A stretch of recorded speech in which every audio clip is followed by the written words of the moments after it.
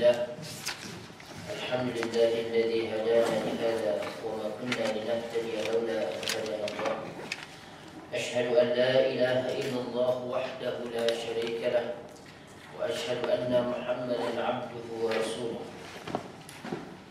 الصلاة والسلام على رسول الله الأمين نبينا محمد بن عبد الله وعلى آله وأصحابه ومن استنى بسنته إلى يوم الدين اللهم لا سهل إلا ما جعلته سهلا وأنت تجعل حزنا إن شئت سهلا برحمتك يا أرحم الراحمين ما شاء الله كان وما لم يشاء لم يكن ولا حول ولا قوة إلا بالله العلي العظيم قولوا بالله التوفيق.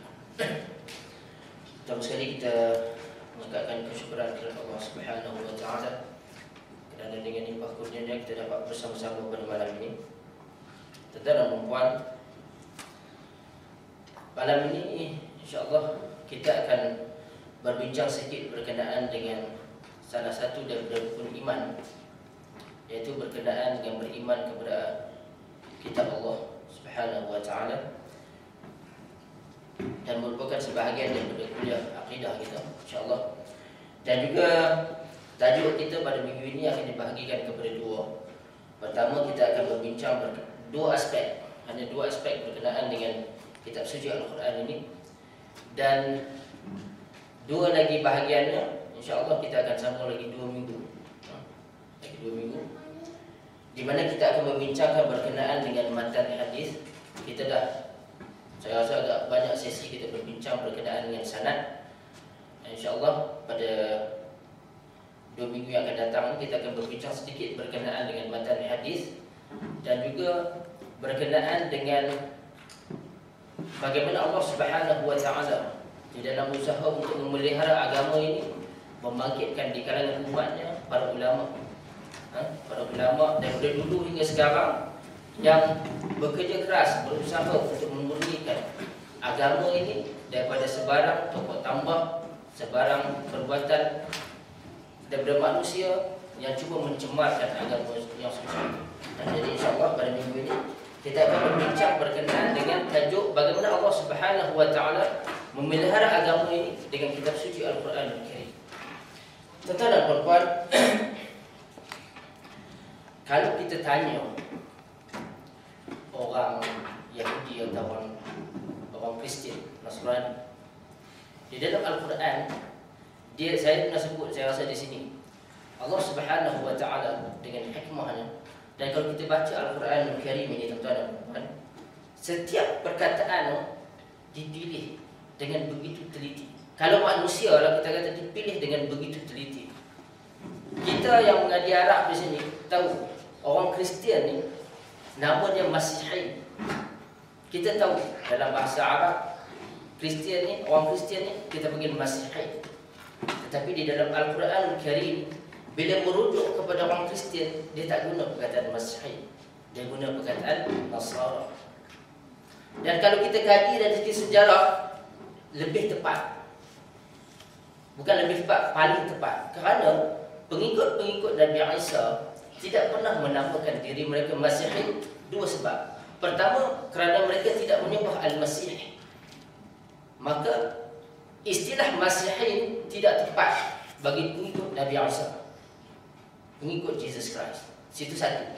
Satu lagi, kalau kita tengok di dalam Bible sendiri mengatakan bahawa gelaran Kristian ini diberikan kepada orang yang menyembah Nabi Isa 600 tahun selepas kononnya peristiwa Nabi Isa disalib.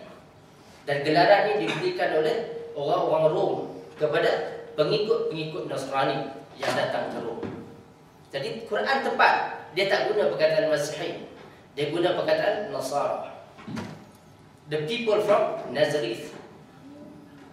Kalau orang kata Muhammad SAW dia tulis Quran ni, sudah tentu dia akan menggunakan perkataan Masihi. Sebab orang-orang Kristian ada di kalangan mereka di semenanjung Arab. Kalau dia tulis Quran itu dia akan guna perkataan Masihi. Tetapi dengan hikmah Allah, ilmu Allah yang luas, tidak, Al-Quran tidak menggunakan perkataan Masihi, dia menggunakan perkataan Nasara. yang merupakan perkataan yang lebih tepat merujuk kepada pengikut-pengikut Nabi Isa. Jadi tuan-tuan dan puan-puan, malam ini kita nak tengok sikit berkenaan dengan dua aspek betapa hebatnya Al-Quran. Dua aspek saja malam ini. Dan perkara ini telah dibincangkan oleh ramai orang dan perbincangan lebih baik daripada apa yang mampu saya sampaikan pada malam ini.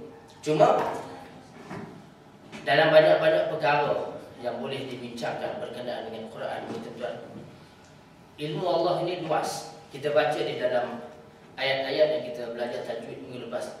Qul law kana al-bahru midadan li kalimati rabbi lanafida al-bahru qabla an tanfada kalimatu rabbi walau ji'na bimithlihi madada.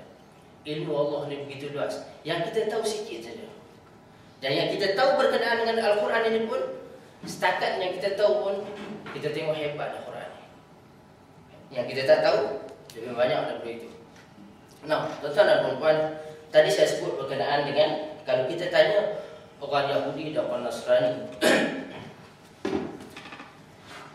Nabi Musa yang diturunkan kepada dia kitab Taurat dan Nabi Isa yang diturunkan kepada dia kitab Injil, mereka ni bangsa Yahudi. Mereka cakap bahasa, mereka bercakap bahasa Yahudi, kan? Tetapi Bible yang ada sekarang di tangan orang-orang Kristian tak ada di dalam bahasa Yahudi. Paling lama dia ada dalam bahasa Greek. Kalau kita tengok sebahagian Bible sekarang, Bible dari segi makna bahasa Latinnya, makna dia library, because Bible is a collection of writings. Itu maksudnya Bible, collection of writings. Dan bagi setiap buku yang ada dalam Bible itu, setengah-setengah Bible ni dia tulis nama buku itu.